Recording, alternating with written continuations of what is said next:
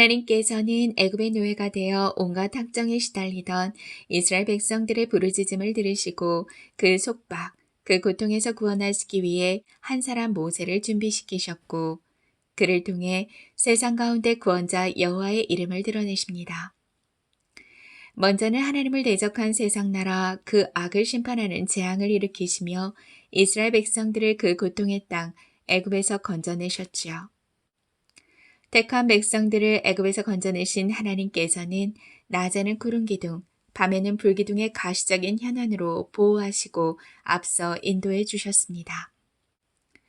그러나 마치 사단이 집요하게 하나님의 백성들을 추격하고 붙잡듯 바로의 군대가 다시 이스라엘 백성들을 바짝 뒤쫓았고 하나님께서는 다시 한번 모세의 지팡이로 이적을 일으켜 홍해 바다를 마른 땅으로 건너게 하셨습니다.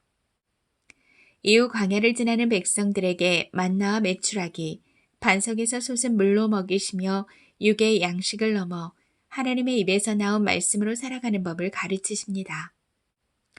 모세를 통해 주신 십계명을 필두로 한 율법이 그것이지요.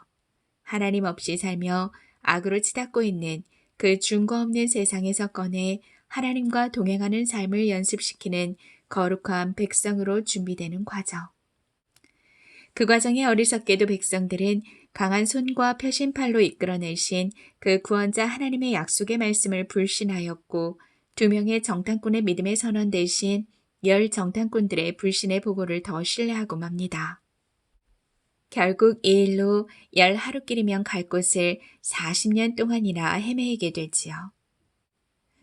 아둔한 백성들은요, 이 광야 40년의 세월 동안 종살이하던 애굽의 억압과 고통을 금세 잊어버린 채 그 땅을 그리워하며 애굽으로 세상으로 다시 돌아가고 싶다 자주 불평했어요.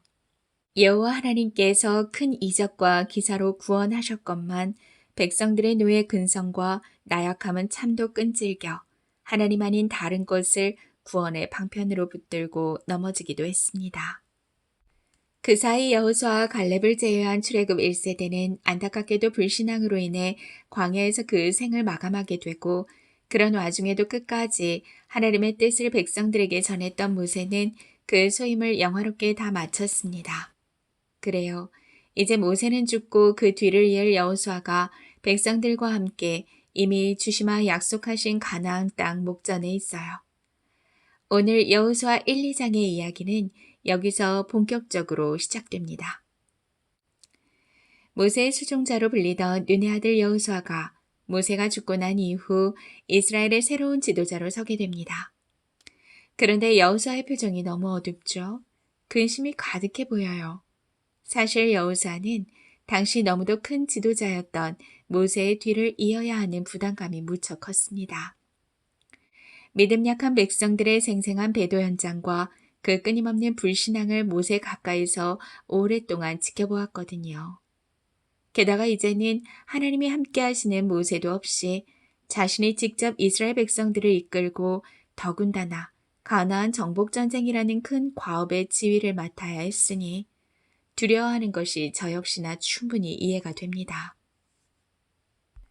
하나님께서는 그런 여호수아의 마음을 깊이 헤아리시고 친히 찾아와 말씀하셨어요. 여호수아야, 내가 모세와 함께 했던 것처럼 너와도 함께 할 것이다.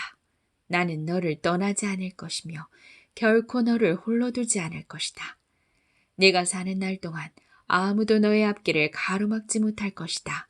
그러니 여호수아야, 힘을 내고 용기를 갖거라. 이 율법책의 말씀을 네 입에서 떠나지 말게 하고 종일토록 그 말씀을 묵상하여 그 안의 모든 가르침을 다 지켜 행한다면 내가 주마 약속한 그 땅을 반드시 차지하게 될 것이며 네가 하는 모든 일이 잘되고 승리를 얻게 될 것이다. 두려워하지 말거라. 네가 가는 곳마다 내가 정녕 너와 함께 할 것이다. 하나님의 축복과 격려의 말씀을 굳게 붙든 여호수아는 크게 힘을 얻고 곧바로 지도자들을 불러 준비를 명합니다. 그리고 하나님께서 주신 약속을 지도자들 앞에서 믿음으로 선언했죠. 3일 후면 우리는 요단강을 건너게 될 것입니다. 하나님 여호와께서 주시는 땅을 반드시 차지하게 될 것입니다. 확신에 찬 여호수아의 믿음의 선언으로 백성의 지도자들도 덩달아 믿음의 담대함을 얻었을 거예요. 그래요. 불신앙이 그렇듯 믿음 역시 금세 전염되고 확산되지요. 그러니 우리가 어떤 고백을 입술에 담는지가 매우 중요합니다. 이미 요단 동편의 땅을 분배받은 두 지파반 역시도 여호수아에게 순종을 맹세하며 가나안 정복 전쟁을 적극 동참하기로 했고 공동체 속에 강한 믿음의 기류가 이어져 지도자의 권위마저 굳게 세워졌지요. 하나님께서 함께 하심을 말씀 통해 굳게 붙잡고 또 백성들 역시 여호수아를 하나님께서 세우신 지도자로 인정하며 순종을 맹세해 주니 여호수아는 한층 더 용기를 냈어요. 담대해진 여호수아가 백성들 중 두 사람을 조용히 선발합니다. 자네들이 먼저 요단강을 건너가 그 땅과 특별히 여리고성을 몰래 좀 살펴보고 오게나. 알다시피 40년 전 나와 갈렙을 뺀 나머지 10명의 정탐꾼들이 하나님을 믿지 못하는 부정적인 불신의 소식을 전해 이스라엘이 지금까지도 그 땅에 들어가지 못했지 않은가. 하나님께서 우리가 발바닥으로 밟는 모든 땅을 차지할 것이라 이미 승리를 약속하셨으니 전능하신 하나님께서 반드시 이루실 것일세. 그러니 자네들의 믿음의 눈으로 미리 그 땅을 살펴보고 오게나. 여호수아는 40년 전 10명의 불신앙의 보고로 이스라엘 전체가 함께 겪어야 했을 그 허비의 시간을 기억하며 전철을 밟지 않기 위해 지혜롭게 두 사람만 조용히 부른 것이었지요. 네, 여호수아 대장님, 분부대로 잘 다녀오겠습니다. 여호수아 장군이 확고한 믿음으로 하나님을 높여드리니 하나님의 일하심을 기대하게 된 정탐꾼들은 용기 내어 출발하게 됩니다. 믿음의 선언과 담대한 순종이 연이어지고 있음을 볼 수 있어요. 벌써부터 저 두 사람이 돌아와 전해줄 정탐 보고가 궁금해지는걸요.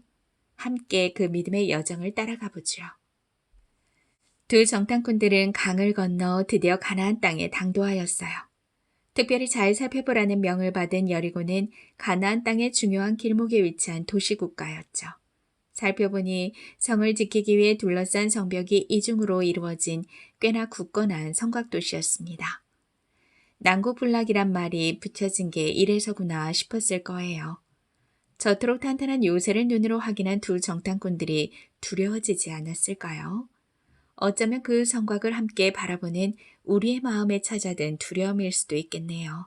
저들 혹은 우리의 마음일지 모를 그 두려움과 싸워내는 것이 이번 정탐뿐 아니라 정복전쟁의 중요한 열쇠가 될 것 같군요. 날이 어두워지자 두 정탐꾼들은 유숙할 곳이 필요했고 하여 그들이 우연히 찾게 된 그곳은 여리고성 성벽 위에 위치하고 있는 기생 라합의 집이었지요. 일반 여관 대신 기생의 집을 찾은 것은 낯선 사람에 대한 경계가 가장 느슨한 곳이라고 판단했던 때문이에요. 저들이 들키지 않고 정탐을 잘 마칠 수 있으면 좋겠는데요. 하지만 저들의 판단과 우리의 발행과 달리 그 시간 이스라엘 정탐꾼들을 보고 단번에 수상한 낌새를 느낀 여리고 사람이 있었어요. 그는 곧바로 이 사실을 여리고 왕에게 고하러 갑니다. 왕이시여, 지금 2명의 이스라엘 사람들이 우리 땅을 엿보기 위해 기생 라합의 집에 숨어 들어왔습니다. 뭐라? 이스라엘이 이 땅을 정복하려고 먼저 우리 여리고를 노린다고 하더니 정탐꾼들을 보낸 모양이군. 당장 경비대를 소집해 기생 라합의 집으로 가서 그들을 당장 잡아오라. 경비대가 가고 있어요. 어쩌죠? 그대로 붙잡힌다면 목숨을 지키긴 쉽지 않은 상황이에요. 여호사를 통해 분명 하나님이 보내신 곳일 텐데 어느새 습관처럼 또 염려를 하게 되네요.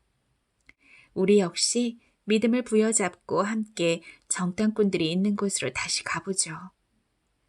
그 시각 왕에게 신고하러 간 사람 외에도 저들이 이스라엘 정탐꾼이라는 것을 알아본 한 사람이 더 있었으니 그는 바로 이 집의 주인 기생 라합입니다. 저분들은 이스라엘 사람들이 틀림없어 여리고 사람들의 눈에 띄어서는 안 될 텐데. 그녀가 용기 내어 정탐꾼들에게 말을 겁니다.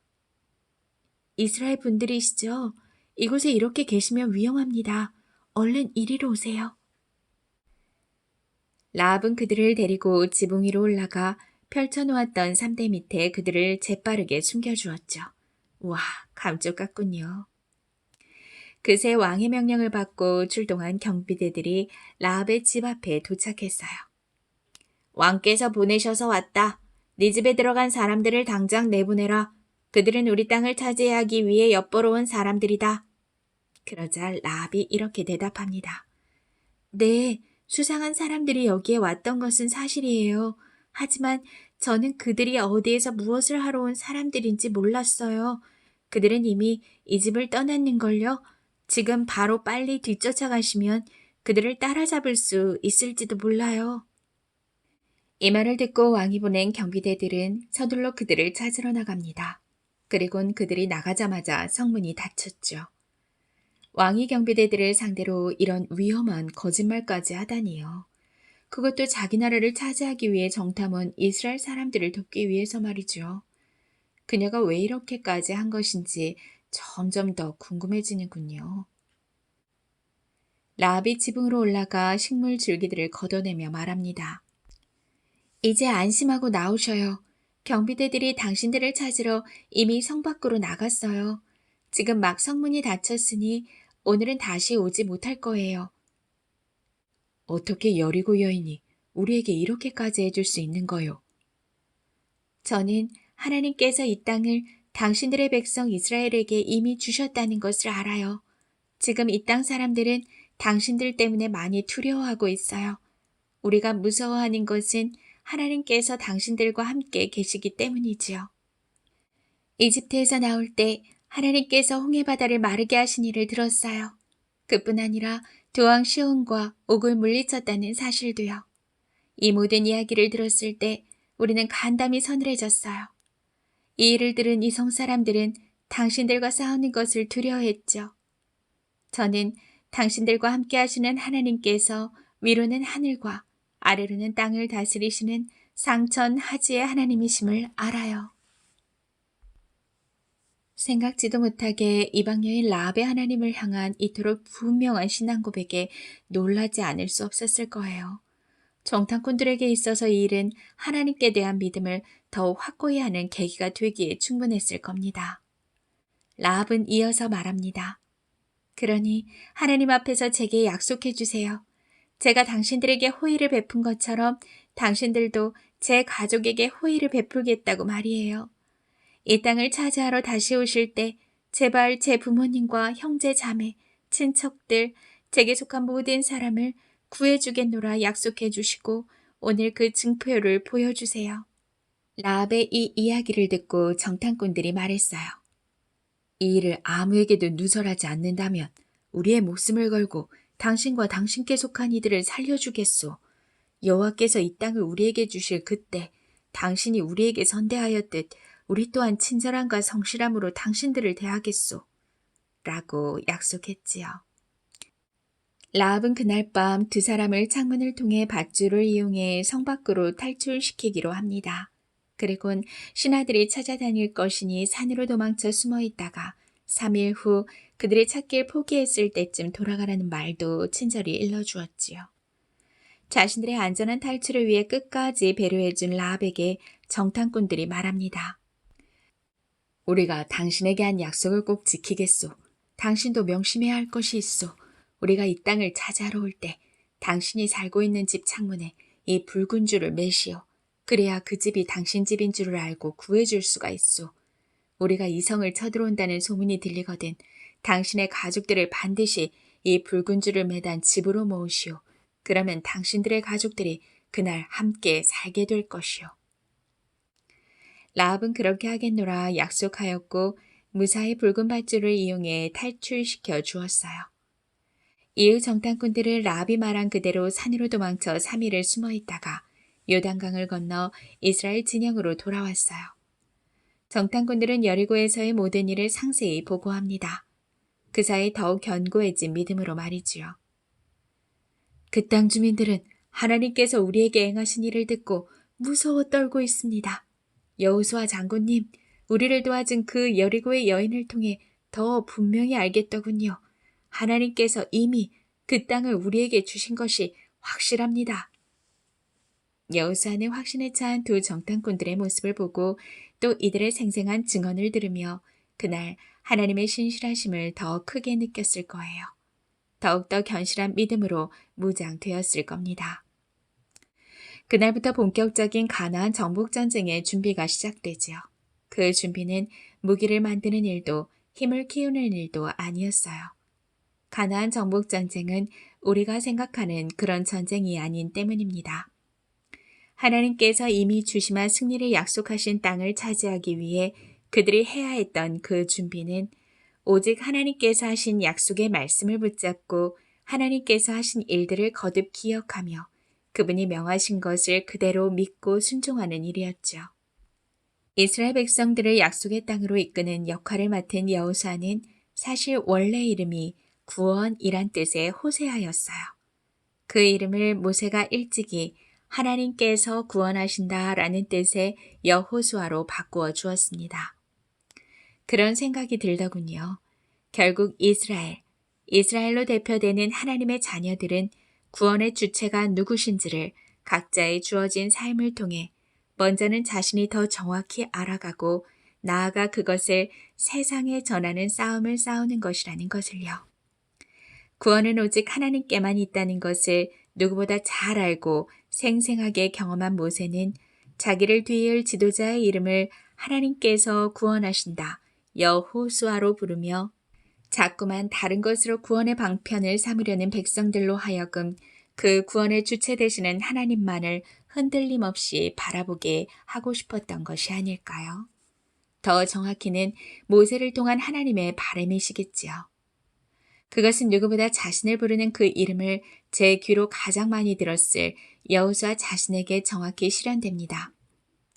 첫 장에 모세의 수종자 여호수아로 표기되었던 그의 수식어가 여호수아서 마지막 장에 정확히 하나님의 종 여호수아로 바뀌어 기록되었으니까요. 사람 모세를 바라보고 사람 모세를 의지하던 여호수아가 모세를 통해 일하신 하나님 여호와께로 시선을 고정하게 되는 정복전쟁은 바로 그 변화와 신앙 성장의 시간이었던 거죠. 성경이 증언하고 있듯 하나님은 무엇이 부족하여 우리의 섬김을 받으셔야 할 분이 결코 아닙니다. 다만 우리의 시선과 마음과 행위가 그분 아래로 정비될 때 비로소 그분의 형상대로 지음받은 우리는 지음바 그대로의 본연의 삶을 온전히 누리게 되기에 그분은 끊임없이 우리를 위해 우리의 시선과 마음, 우리의 삶 전반을 고쳐내시죠. 정말 우리를 위해서예요. 하나님의 종으로 끝내 살아내고 그 생의 마지막을 얼마 앞둔 모세의 고별 설교 장면이 머리에 그려졌습니다. 그가 이스라엘 백성들을 불러 모아 그 입술로 하나님이 하신 일들을 기억하게 하며 그분을 높여드릴 때 이스라엘 백성들은 모세 앞이 아닌 모세를 통해 하나님 앞에 다시 서며 어느새 또 잊고 있던 언약을 다시 재차 굳게 붙들게 되었죠. 그는 그렇게 마지막 순간까지 백성들에게 하나님을 연결하는 통로로 영화롭게 쓰임받은 것입니다. 그가 살아생전 자신을 통해 일하시는 하나님 대신 자신을 더 우러러볼까 늘 경계하고 두려워했던 겸손함 역시 복의 통로된 신앙 여정의 아름다운 한 장면으로 기억됩니다. 이처럼 하나님의 뜻을 그대로 반영하고 투영했던 복의 통로 모세가 자신의 뒤를 이을 여호수아에게 안수하자 여호수아는 하나님의 지혜로 충만하게 되었고 역시 복의 통로된 그에게서 하나님의 살아 역사하심을 느끼는 백성들은 이후 여호수아의 영적인 인도를 잘 따르게 되지요. 물론 여호수아도 두려워하고 낙심했던 순간들이 있었습니다. 그것은 그가 하나님이 베푸신 일들을 기억해내는 대신 실패와 좌절의 순간들을 붙들었을 때였죠. 하나님의 말씀 대신 세상에서 들리는 소리에 더 민감했을 때 말이에요. 우리도 그런 순간들이 자주 찾아오지 않나요? 그러나 신실하신 주님은 연약한 우리를 포기하지 않으시고 그분의 날개 아래로 재차 품어주세요. 그리고 친히 말씀하시지요. 이 율법책을 네 입에서 떠나지 말게 하며 주야로 그것을 묵상하여 그 안에 기록된 대로 다 지켜 행하라. 그리하면 네 길이 평탄하게 될 것이며 네가 형통하리라.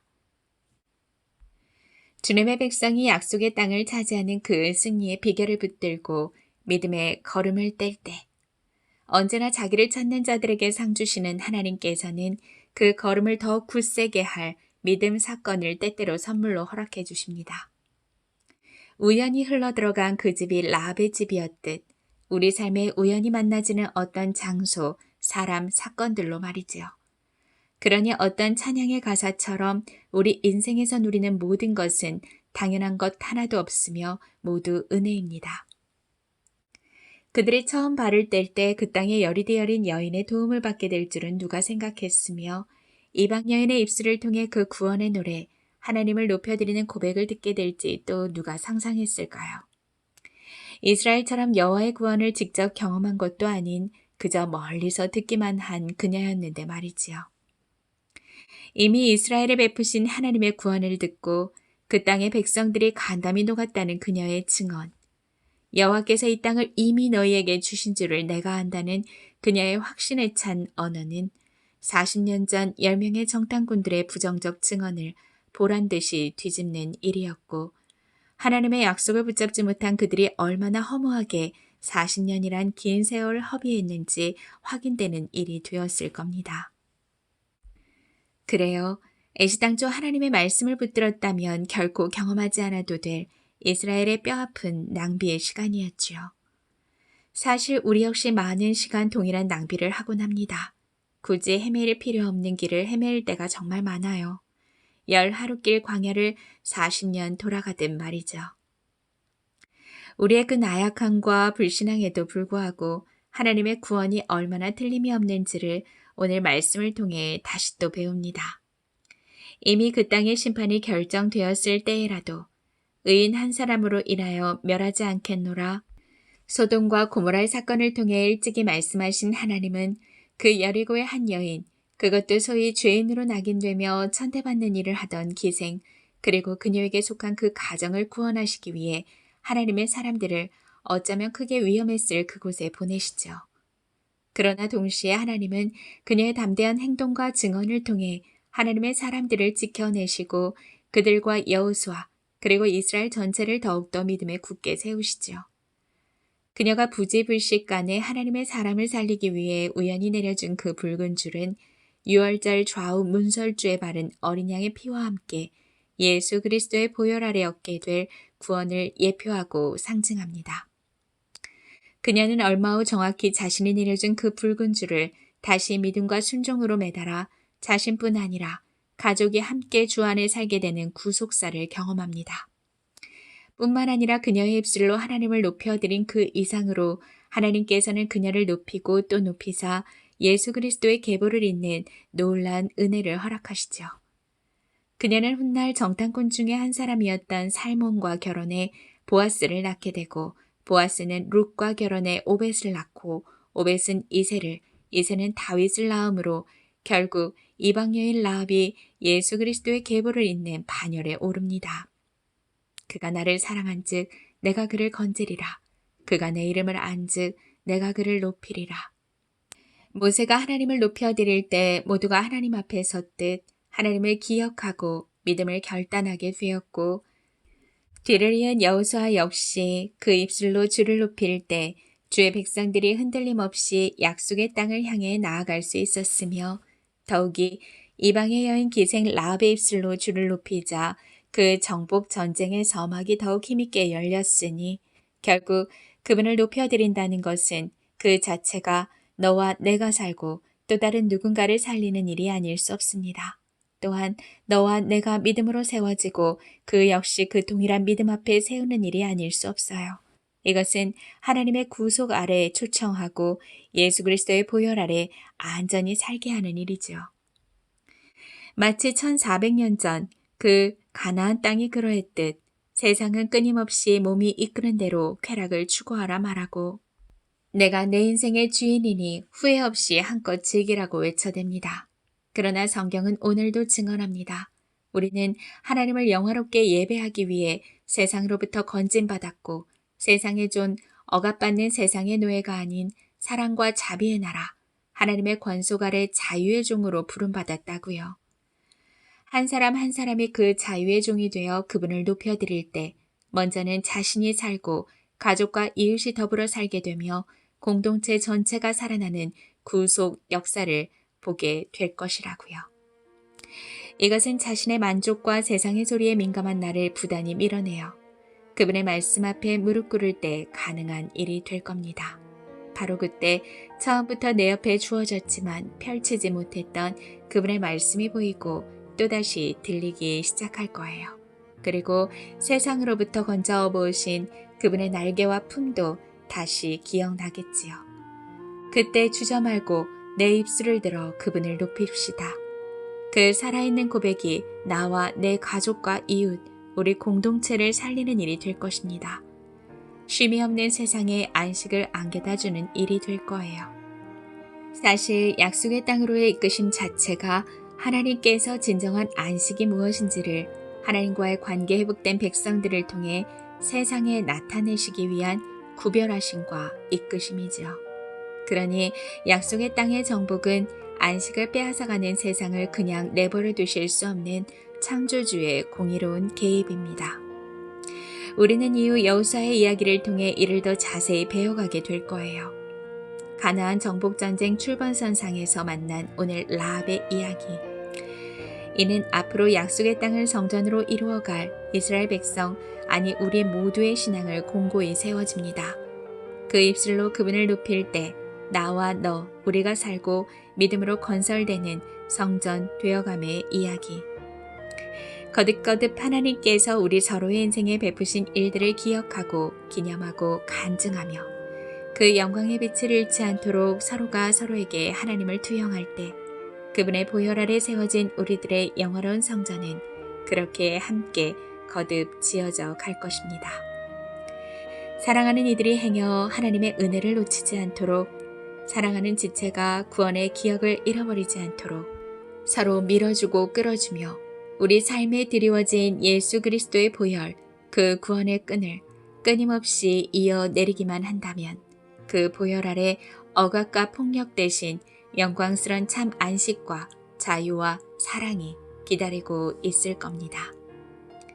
또 미리 정하신 그들을 또한 부르시고 부르신 그들을 또한 의롭다 하시고 의롭다 하신 그들을 또한 영화롭게 하셨느니라. 이것이 오늘 여호수아 1, 2장을 통해 여러분들과 함께 나누고 싶었던 약속의 땅을 딛고 살아가게 될 우리 모두의 이야기입니다.